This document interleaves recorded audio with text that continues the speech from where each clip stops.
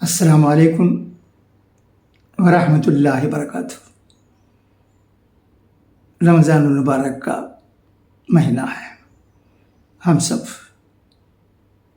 عبادتوں میں لگے ہوئے ہیں۔ دعا ہے کہ اللہ تبارک و تعالی ہماری عبادتوں کو قبول فرمائے اور ہمیں اچھی عبادتیں کرنے کا موقع عطا کرے۔ ہمیں بھی ضروری ہے کہ ہماری پوری کوشش ہونی چاہیے کہ عبادتیں بھی زیادہ کریں اور محتاجوں کو مدد بھی کریں۔ کرتے بھی ہیں بہت سے لوگ، اس میں شک نہیں، اور بھی کرنے کی ضرورت ہے۔ اس کے علاوہ بی ایم کے نیوز اینڈ نیوز اور چند فرینڈس گروپس بند ہیں۔ رمضان المبارک میں ہمیشہ بند ہی رہتا ہے، آپ جانتے ہیں، مگر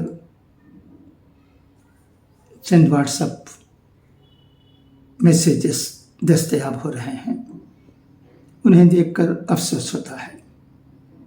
رمضان المبارک کے مہینے میں بھی کنٹروورسی کو جنم دینے والے میسیجز بھیجے جاتے ہیں، غلط سلط باتیں کہی جاتی ہیں۔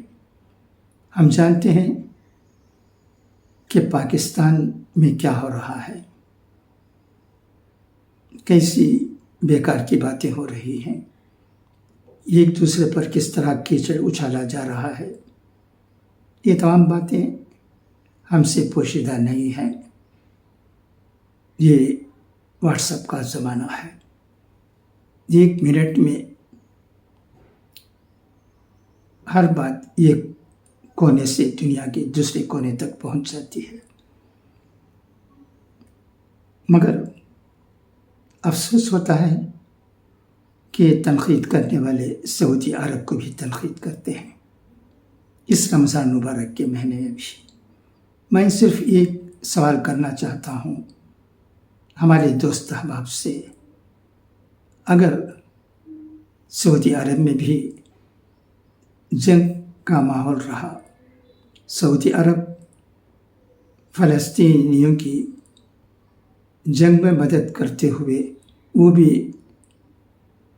جنگ میں پھنس گیا ہوتا، تو سوچئے کہ ہم حج برابر کر سکتے ہیں، عمرہ برابر کر سکتے ہیں۔ دنیا میں رہنے والے مسلمان جو حج اور عمرہ کرنے والوں کی تعداد بہت بڑی ہوتی ہے، آسانی سے حج کر پائیں گے، عمرہ کر پائیں گے، یہ ناممکن ہی ہے۔ لہٰذا سعودی عرب نے مناسب سمجھا ہے کہ وہ فلسطینیوں کی ضرور مالی مدد کرتا ہے اور کرتا رہے گا، مگر جنگ میں حصہ نہیں لے گا اور حماس کی تائید نہیں کرے گا۔ یہ بات ہم سب کی سمجھ میں آنی چاہیے اور آتی بھی ہے۔ اس کے علاوہ سعودی عرب میں تراویح کی کتنی رکعتیں ہوتی ہیں، اس پر بھی بہت سی باتیں ہوتی ہیں۔ سعودی عرب میں بہت بڑے علماء کرام ہیں، ان سے مشورہ کیے بغیر کوئی قدم نہیں اٹھایا جاتا۔ اسے ہمیں ذہن میں رکھنے کی ضرورت ہے۔ لوگ کہتے ہیں کہ فی الحال جو حکمراں ہیں وہ سب کچھ کرتے ہیں، ایسی کوئی بات نہیں ہے۔ ایک آدمی سے کچھ نہیں ہو سکتا۔ کہیں بھی کسی ملک میں بھی اگر کسی ملک کی ترقی ہوتی ہے، وہ ایک حکم سے نہیں، یا کسی ملک میں ترقی نہیں ہو رہی ہے، وہ بھی ایک حکمران سے نہیں، ہاں پالیسی بنانے میں ان لوگوں کے کام ہوتے ہیں، وہ ضروری ہے، اس کی وجہ سے بھی ملک میں ترقی بھی ہوتی ہے اور تنزل بھی ہوتی ہے، مگر جو کچھ ہوتا ہے اس کے لیے حکمرانوں کو ہی ذمہ دار کسی بھی طرح سے نہیں ٹھہرایا جا سکتا۔ یہ حال سعودی عرب میں بھی ہے۔ سعودی عرب میں جو ہو رہا ہے وہ سنت کے مطابق ہو رہا ہے، یہ کہنے والے کہتے ہیں، مگر بیکار کی باتوں میں الجھ کر ان پر کیچڑ اچھالنے کی جو کوشش ہو رہی ہے چند لوگوں کی طرف سے، وہ کسی بھی طرح سے ٹھیک نہیں ہے۔ اس کے علاوہ ہم قرآن کی ایک آیت کو بھی نہیں بھول سکتے، وَأَطِیعُوا اللَّهَ وَأَطِیعُوا الرَّسُولَ وَأُولِي الْأَمْرِ مِنْکُمْ، کہا گیا ہے کہ ہمیں اللہ کی باتوں پر اور حضور اکرم صلی اللہ علیہ وسلم کی باتوں پر اور جو وَأُولِي الْأَمْرِ مِنْکُمْ بھی کہا گیا ہے۔ اس کی معنی اور تشریح آپ جانتے ہی ہیں، لہٰذا ان تمام باتوں پر ہمیں غور کرتے ہوئے کام کرنے کی ضرورت ہے۔ میں آمبور کا ہوں، میں اہل سنت والجماعت کو ماننے والا ہوں۔ جو بات اہل سنت والجماعت کی طرف سے نکل کر آتی ہے وہ میرے سر آنکھوں پر، مجھے ان پر یقین ہے، کیونکہ علماء کرام کا یہ گروہ ہے، اس گروہ کے ذریعے سب باتیں طے ہوتی ہیں۔ اگر میں یہ کہوں کہ میں اہل سنت والجماعت کی باتوں پر عمل کرتا ہوں تو اس میں کیا غلطی ہو سکتی ہے؟ اور میں یہ بھی کہوں اور میرا دل کہتا بھی ہے کہ یہی ٹھیک ہے، میں حنفی ہوں، جو کہ میں حنفی طریقے سے نماز پڑھتا رہا ہوں بچپن سے۔ میرے استاد جو نے مجھے یہی سکھایا ہے، اور آج بھی آمبور میں جتنے بھی مدرسے ہیں، دارالعلوم ہے، سب کچھ اہل سنت والجماعت پر ہی کام انجام دیتے ہیں، اور حنفی مذہب کے مطابق ہی انہیں تعلیم و تربیت دی جاتی ہے۔ تو میں یہ سمجھنے سے قاصر ہوں کہ چند لوگ جب میں یہ کہتا ہوں کہ میرا طریقہ حنفی ہے تو نکتہ چینی کرتے ہیں۔ جیسے بھی ہو، میں مجبوراً یہ کہہ رہا ہوں، کیونکہ رمضان المبارک میں میرے گروپس بند ہیں اور میں کچھ کہنا بھی نہیں چاہتا، مگر ایسی باتیں نکل کر آتی ہیں چند لوگوں کی طرف سے، چند اور گروپوں میں، لہٰذا میں نے مناسب سمجھا کہ اس کی وضاحت کر دوں۔ مجھے آمبور میں رہنے والے علماء کرام کی باتوں پر یقین ہے، وہ مفتیان کرام ہیں، انہوں نے کئی سال دارالعلوم دیوبند اور ایک دو دوسرے درسگاہوں میں محنت سے تعلیم حاصل کرنے کے بعد مفتی ٹائٹل لے کر آمبور میں اسلام کے سلسلے میں بہت سی باتیں کہہ رہے ہیں۔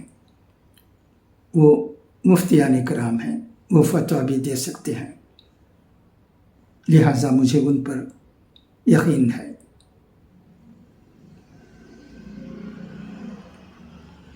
اس کے علاوہ لوگ یہ بھی پوچھتے ہیں کہ تراویح کتنے رکعتیں ہیں، 8 یا 20؟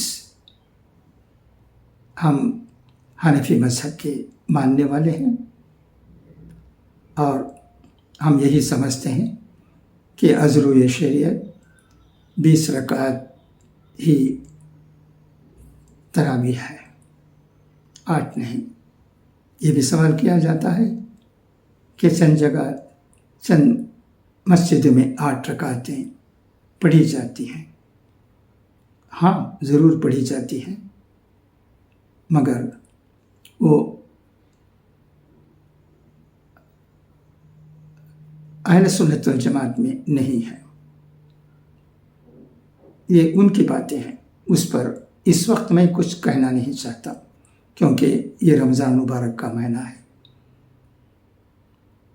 اور یہ بھی سچائی ہے کہ سعودی عرب میں بھی آج نہیں بلکہ زمانے سے چند ایسی مسجدیں بھی ہیں جہاں 8 رکعت تراویح ہوتی رہی ہے، پہلے بھی ہوتی رہی ہے، اب بھی ہوتی ہے۔ لہٰذا ان تمام باتوں میں الجھ کر ہمیں ہمارے ایمان کو کمزور کرنے کی ضرورت نہیں ہے۔ ہمیں چاہیے، میں آمبور میں رہنے والے، وانی باڑی میں رہنے والے، گریاتب میں رہنے والے اور چند جگہ رہنے والے بھائیوں سے کہنا چاہتا ہوں کہ ہمیں جو طریقہ سکھایا گیا ہے اس پر ہمیں عمل کرنے کی ضرورت ہے۔ بیکار کی باتیں بھی نہ الجھیں۔ ایک آدمی جب اللہ کے سامنے جھکتا ہے، قیام کرتا ہے، رکوع کرتا ہے، سجدہ کرتا ہے، قعدے میں بیٹھتا ہے، تو یہ بہت بڑی بات ہے۔ ہم 5 فرائض پر خوش و خضوع کے ساتھ عمل کریں گے تو ہم خوش رہیں گے، ہماری زندگی اچھی رہے گی اور اللہ بھی خوش ہوں گے، اور اللہ کے بندے جو ہمارے درمیان ہیں وہ بھی خوش ہوں گے، کیونکہ اللہ جب کسی سے خوش ہو جاتا ہے تو اس کے بندے بھی خوش ہو جاتے ہیں۔ اور جو لوگ اللہ کے بندوں کی مدد کرتے ہیں، محتاجوں کی مدد کرتے ہیں، ان سے اللہ خوش ہوتا ہے۔ تو لہٰذا ہم نے جو کچھ سیکھا ہے اس پر عمل کرتے ہوئے زندگی گزاریں گے تو یہی سب کچھ ہوگا۔ کیوں بیکار کی باتوں میں پھنس کر اپنی زندگی میں الجھن پیدا کریں؟ اس کی ضرورت نہیں ہے۔ یہ چند باتیں تھیں جو اس رمضان مبارک کے موقع پر، جبکہ چند باتیں غلط سلط ہمارے سامنے آ رہی ہیں، کہنا مناسب سمجھا۔ یہ باتیں میں نے ہمارے استاذوں سے، علماء کرام سے سنی ہے، لہٰذا میں نے مناسب سمجھا کہ ان باتوں کو آپ کے سامنے رکھ دوں۔ ہاں، ایک اور بات بھی اب مجھے یاد آ رہی ہے، وہ یہ کہ آمبور کے بوا شادی محل میں چند سال پہلے ایک پروگرام ہوا تھا، اس میں اماموں کی ضرورت پر بہت سی اچھی تقریریں ہوئی تھیں۔ ہمیں کیوں اماموں کی ضرورت ہے؟ ہم کیوں حضرت ابو حنیفہ رحمۃ اللہ علیہ کی باتوں پر عمل کرتے ہوئے زندگی گزار رہے ہیں؟ ان تمام باتوں پر اس میں بہت سی اچھی باتیں علماء کی طرف سے ہمیں سننے کو ملی تھی، اسے بھی ہمیں ذہن میں رکھنے کی ضرورت ہے۔ پھر آخر میں یہ بات کہنا چاہتا ہوں بالکل عاجزی کے ساتھ کہ میں آمبور کا ہوں، اہل سنت والجماعت کی باتوں پر مجھے یقین ہے، اور آمبور میں رہنے والے ہمارے عزت مآب مفتیان کرام کی باتوں پر مجھے یقین ہے۔ ان کی باتیں میرے سر آنکھوں پر کہتے ہوئے، اور آپ تمام سامعین سے، بڑوں سے بھی چھوٹوں سے بھی اور دوست احباب سے بھی گزارش کرتے ہوئے کہ وہ ہم سب کے لیے دعا فرمائیں، آپ سے اجازت چاہتا ہوں۔ خدا حافظ، فی امان اللہ۔